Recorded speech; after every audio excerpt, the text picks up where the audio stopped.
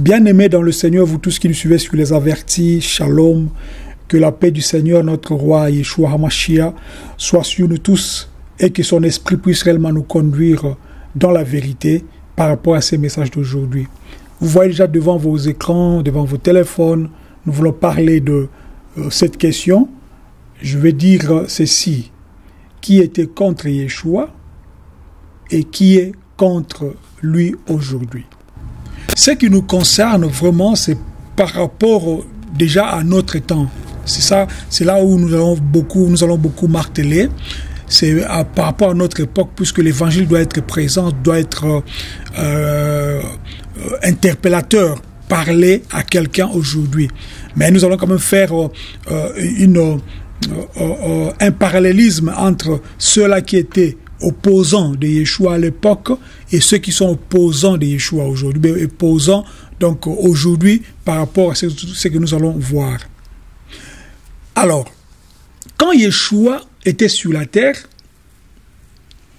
il n'a pas seulement rencontré des gens qui l'aimaient et qui les suivaient, mais de gens aussi qui l'ont rejeté, qui l'ont combattu, qui l'ont accusé et finalement qui l'ont livré même à la mort. La Bible nous dit dans Jean chapitre 1 verset 11, il est venu chez les siens et les siens ne l'ont point reçu. Il faut connaître, il faut comprendre ici que Yeshua est né dans une communauté où ces gens étaient censés être ses frères physiques, ses frères biologiques. Mais la Bible a dit ceci, que ces gens l'ont rejeté. Maintenant, la question que je vous pose est la suivante. Si Yeshua revenait aujourd'hui physiquement au milieu de nous, serions-nous de ceux qui marchent avec lui ou de ceux qui s'opposent à lui? C'est très important de comprendre ici que cette question est posée dans le sens où nous ne savons pas que Yeshua est déjà venu. C'est-à-dire c'est la première fois qu'il ne vienne. C'est-à-dire il vient pour la première fois, nous ne le connaissons pas, nous n'avons pas lu, n'est-ce pas, la Bible, nous n'avons rien appris de lui, il revient, il est là maintenant au milieu de nous. Comment est-ce que nous allons nous comporter? Est-ce que nous serons avec lui ou nous serons contre lui? Écoutez, à l'époque, les opposants de Yeshua étaient de pharisiens, des sadducéens, de scribes, des hérodiens, des grands prêtres, les Romains aussi. Je vais d'abord essayer un peu d'expliquer quelque chose, puisque la question m'a été aussi posée, la différence entre pharisiens, sadducéens, tout ça. Je vais essayer un peu de parler de ça vite. Les pharisiens étaient des hommes religieux, attachés aux traditions plus qu'à Dieu. C'est-à-dire, ils étaient plus attachés aux traditions, mais pas vraiment à Dieu. Ce sont les pharisiens. Les sadducéens étaient des élites réellement, des gens qui ont beaucoup étudié, qui avaient vraiment la rationalité de tout ce qu'ils faisaient. Et les scribes étaient aussi des gens intellectuels, mais de la loi. Les hérodiens étaient au fait des politiciens, mais qui se compromettaient, c'est-à-dire compromis, qui voulaient conserver le pouvoir des Romains, mais alors, c'est-à-dire ils étaient privilégiés, je vais dire même par les Romains, c'est-à-dire ce sont des gens corrompus. Des grands prêtres ou des sanhedrins sont des chefs religieux officiels, reconnus. Et puis les Romains, c'était, oui, le pouvoir politique. Maintenant, nous allons faire déjà le parallélisme entre les gens de cette époque, chaque catégorie de ce que je viens de vous énumérer. Les opposants de l'époque, je dis que c'était des pharisiens d'abord, qui étaient comme des hommes religieux, comme je dis donc, hommes de religion attachés aux traditions. Maintenant, aujourd'hui, ce sont les cœurs religieux qui privilégient les rites, les dogmes, l'apparence, au lieu d'une vraie relation avec Dieu. Je m'explique.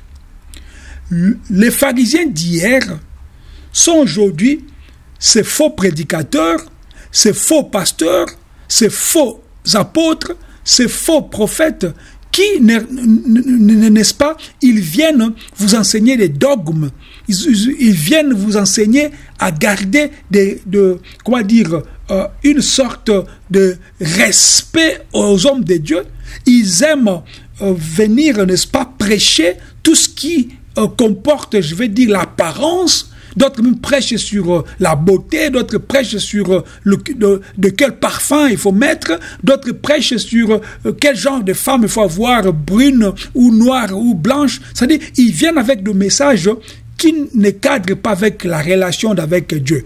Ils prêchent des choses qui font bien aux humains, c'est-à-dire à la chair. Alors, les Sadducéens d'hier étaient, comme je dis, des élites rationalistes, mais aujourd'hui, ce sont ceux-là qui ne croient plus, mais qui ne croient plus à la puissance de Dieu, qui disent les miracles c'était pour hier. C'est-à-dire ils sont tellement rationnels. Ils peuvent pas. Si tu dis que non, Dieu m'a guéri de quelque chose, tu dis non, oui, sûrement c'est le médicament. Sûrement, oui, tu as raison peut-être, mais c'est pas de cette manière-là que Dieu peut. C'est-à-dire, il essaye de servir d'une manière rationnelle. Et pourtant, les choses de Dieu, c'est la folie pour le monde, en fait. Ça, c'est les Sadducéens d'aujourd'hui. Et vous le verrez aussi dans des assemblées qui, au fait, essayent de vous donner des choses qui vous font peur pour que vous n'ayez pas l'amour de la vérité. Ils vont vous faire peur, ils vont vous dire des choses qui ne cadrent pas avec la puissance de Dieu, puisque nous savons que Dieu, notre roi, Adon, Yeshua HaMashiach, est omnipotent, c'est-à-dire Dieu de toute puissance. Mais ils vont venir vous dire qu'il faut commencer à vous prêcher sur les diables, sur les serpents, sur, je sais pas, des démons de mer, démons de champs, démons de salon. Ils vont commencer à vous dire des choses pour vous faire peur d'une manière rationnelle. Ok? Alors, les scribes d'hier, aujourd'hui, sont des gens qui connaissent beaucoup la Bible, même par cœur. Mais ils vivent sans révélation, sans transformation. Vous verrez même dans leurs assemblées, c'est lui qui brille, puisque ces gens-là qui sont avec lui font briller. C'est-à-dire, il n'y a pas l'Esprit de Dieu. Ils pensent qu'en maîtrisant le verset biblique par cœur, ils vont plaire à Dieu. Ils pensent qu'en maîtrisant les versets bibliques par cœur, ils vont, n'est-ce pas, hériter le royaume des cieux.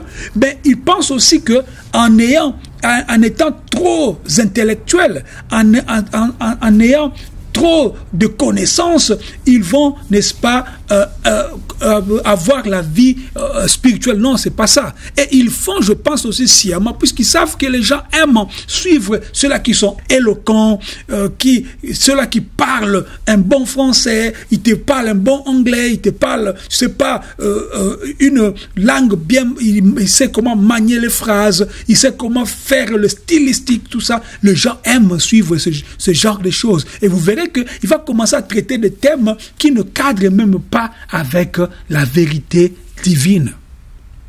Ce sont des gens, aujourd'hui, c'est comme les scribes d'hier.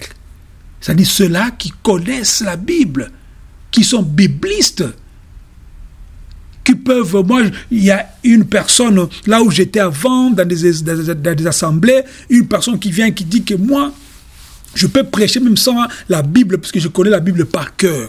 Mais ce n'est pas de ça qu'il s'agit. D'ailleurs, pour votre information, la Bible n'est pas tombée du ciel. La Bible n'est pas tombée du ciel. La Bible, c'est un livre. C'est un livre écrit par des humains. Toute personne qui veut, n'est-ce pas, mémoriser les choses, tu peux mémoriser la Bible, mais cela ne va pas te donner la vie éternelle. Alors ne sois pas le scribe d'hier. Ne sois pas le scribe. Et aussi, il y a un groupe de gens que j'avais dit, ce sont des Hérodiens. Les Hérodiens sont des politiciens compromis. Aujourd'hui, ce sont ceux-là qui sacrifient la vérité de l'évangile pour plaire aux puissants, pour plaire à la communauté, pour plaire à la politique, pour obtenir des richesses, pour être plus populaire, ou pour avoir plus de l'influence. Ils sont avec des hommes politiques, tout ça. C'est-à-dire, ils veulent au fait avoir de privilèges de ce monde tellement que ces prédications ne sont plus cadrées. Il peut plus, s'il sait que il est vraiment en train de bénéficier de quelques privilèges, il va prêcher d'une manière que personne ne peut, de la politique ou bien personne du pouvoir ne peut venir, le condamner, puisqu'il va être, c'est comme si il marche ensemble avec ces gens. C'est-à-dire, ce sont de prédicateurs corrompus, en fait. Alors, il y a un autre groupe de gens que j'ai appelé le grand prêtre. Les grands prêtres, aujourd'hui, ce sont des leaders qui craignent de perdre leur position. C'est-à-dire, moi je connais quelqu'un qui disait que oui, vraiment, moi j'ai béni le Seigneur puisque j'ai des bons collaborateurs, je voyage, je reviens, ils sont toujours là, ils ne me font pas le coup d'État. C'est-à-dire, les grands prêtres, ils sont tellement à l'aise dans leur habit pour garder cela, ils vont tout faire pour être présents dans l'esprit des gens. C'est ce qu'on appelle même des gourous, dans l'esprit des gens. Alors, il a peur seulement de perdre sa position pastorale, au lieu d'avoir peur de perdre son âme. C'est ça, au fait, les grands prêtres d'aujourd'hui, c'est-à-dire, ils sont comme ça. Et aussi, il y a un groupe de gens que j'avais oublié d'énumérer, c'est la foule, le peuple. La foule, vous vous souvenez, vous vous souviendrez que la foule était manipulée lors de la crucifixion de Yeshua. Un jour avant la crucifixion de Yeshua, la foule a été en fait manipulée par des Romains, par des prêtres, par de tout cela que je viens de citer, pour dire qu'il faut crucifier Yeshua et libérer Barabbas. Entre parenthèses, Barabbas était un homme connu qu'il était au fait brigand, voleur, tueur même. Et bizarrement, le nom de Barabbas signifie de Bar-Abbas, fils du père. Et donc son nom est proche de celui de Yeshua, qui est lui-même le fils du Père, mais céleste. Mais le contraste ici, c'est quoi? Barabbas représente le péché, la rébellion, la violence, tandis que Yeshua représentait déjà à l'époque l'innocence, la paix, la rédemption. Mais le peuple fait le choix de faire libérer Barabbas. Pourquoi? Parce qu'ils étaient en fait manipulés. Un peuple manipulé, c'est un peuple instable, c'est un peuple influençable. Aujourd'hui, ce sont ces masses-là qui sont guidées par la mode, par les réseaux sociaux, par les faux prophètes, par des fausses idéologies de ce monde. Un jour, je rencontre une personne. Cette personne-là, je pose la question, comment ça va? Est-ce que Yeshua vit dans ton cœur, tout ça? Parce que c'est une personne que je connais depuis longtemps. Il me dit que oui, moi j'ai quitté les églises. Moi, maintenant, je prie dans une église. Ça se nomme l'église des 12 apôtres. Moi, je dis, ah ouais? L'église des 12 apôtres. Là, je lui pose la question. Les 12 apôtres, y compris Judas, il n'a pas compris la question en fait, puisqu'il ne savait pas de quoi il parlait. Il dit non, en fait, c'est pas moi qui partais là-bas, c'est ma femme qui, en fait, part dans cette église-là. Maintenant, moi aussi, je pars là-bas. Et d'ailleurs, cette église-là des 12 apôtres eux, ils donnent plus l'importance à l'Ancien Testament, ils lisent pas le Nouveau Testament. Moi, je dis, arrête, attends.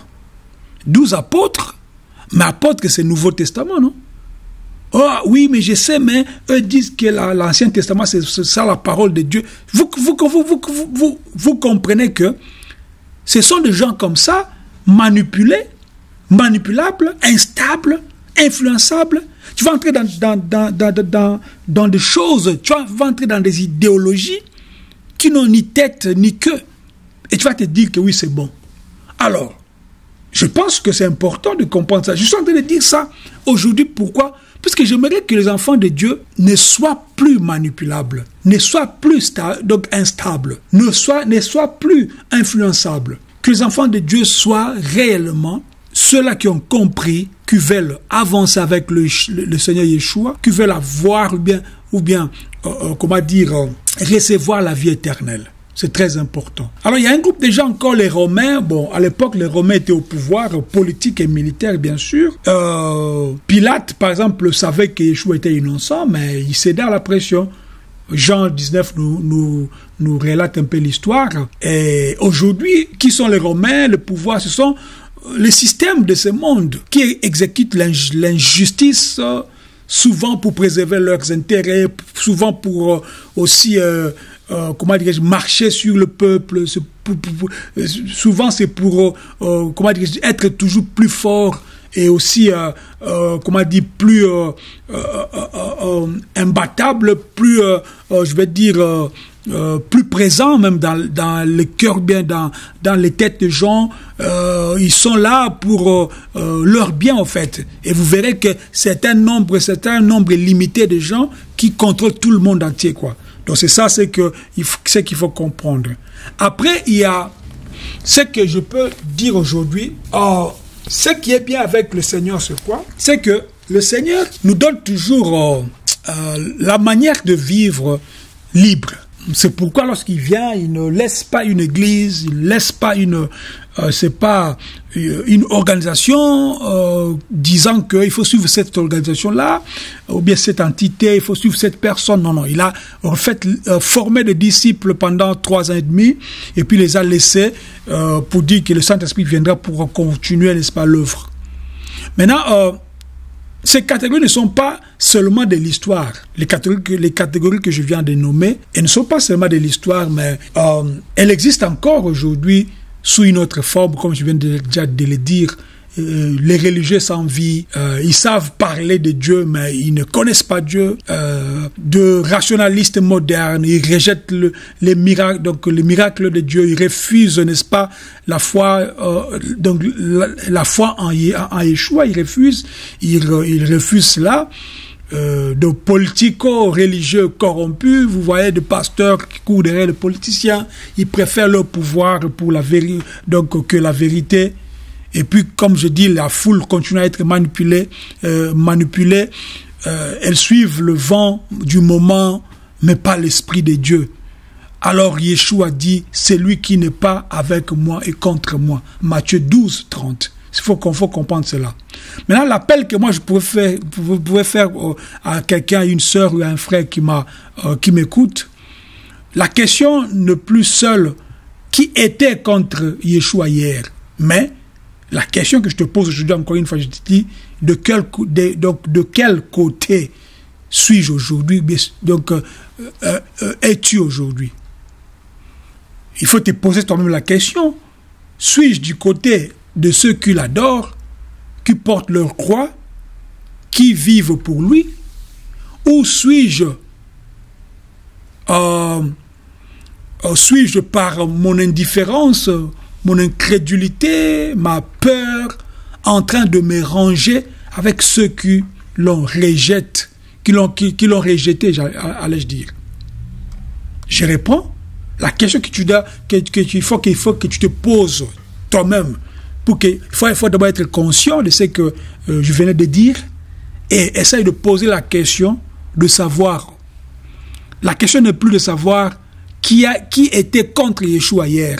C'est pourquoi vous verrez même dans la miniature, il y a à gauche le visage de ceux-là qui étaient hier, et à droite le visage moderne. C'est pour dire que non, ce qui me concerne moi, ou bien ce qui m'intéresse moi, c'est le visage moderne, c'est-à-dire ceux-là qui vivent aujourd'hui. Parce que ceux-là qui sont morts avant ces messages, ils ne vont plus l'écouter. Alors la question qu'il faut se poser, c'est de quel côté suis-je aujourd'hui? Et tu dois te poser la question, continuer à dire, suis-je du côté de ceux qui l'adorent, qui portent leur croix, qui vivent pour lui? Ou suis-je, par mon indifférence, mon incrédulité, ma peur, en train de me ranger avec ceux qui l'ont rejeté? Mais la bonne nouvelle, c'est même si le monde entier s'opposait à Yeshua, la tombe n'a pas pu le retenir. Il est ressuscité. Ce n'est pas seulement nous qui le disons, même d'autres confessions religieuses le disent. Même d'autres groupements religieux le disent, puisque c'est la vérité. Et aujourd'hui, encore, il nous tend la main pour marcher avec lui. Bien-aimés, choisissons de ne pas être comme les pharisiens, sadducéens, scribes, ni la foule manipulée. Et ne restez pas manipulés sous le joug des gens de ce monde. Choisissons réellement d'être comme les disciples fidèles, prêts à tout quitter pour suivre Yeshua. Car un jour viendra où le monde entier verra celui qu'ils ont percé. Zacharie 12, 10. Choisis ton camp aujourd'hui. Avec lui ou contre lui. Soyez bénis au nom de Yeshua. Shalom.